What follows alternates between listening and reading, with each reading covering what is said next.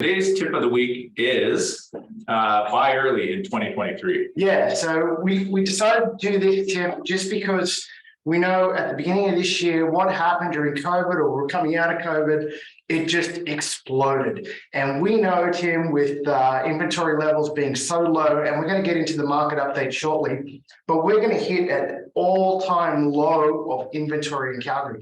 So once they come on, the amount of buyers out there, there's going to be a frenzy. Yeah, and the second part of that is prices are flat right now. We'll go through the stats later on, but Calgary's prices didn't go up too high this year, and they're not coming down too low. So they're flat right now. It's not like you're going to see any wild upswings or wild downswings. The prices are going to be the same. So jumping on it right now, it actually helps you out. Yeah, so you have to keep an eye on what's coming on, especially, Tim, what we love are the properties that are on the market already. Typically, those ones that are still sitting there at this time of the year, they're normally priced or overpriced. And we love overpriced properties. That's where you get the best deals because they're sitting there, they're sitting there, they're sitting there. Sometimes the seller will actually change realtors, they'll get relisted, and that's the best time to hit the properties for a discount.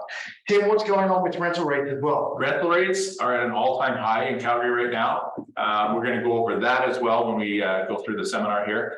But we just need you to know that tenants are actually bidding on properties right now. There's such a shortage of rentals, and the rental limits or rates are so high, you can get bidding from potential tenants, and you get to choose the absolute best tenant for your rental property. Yeah, so in this circumstance, you might be sitting there saying, what about interest rates? Well, we feel, and Danielle's going to come on very shortly, we feel, Tim, you've been looking at what's actually going on in the economy with interest rates, where we're at.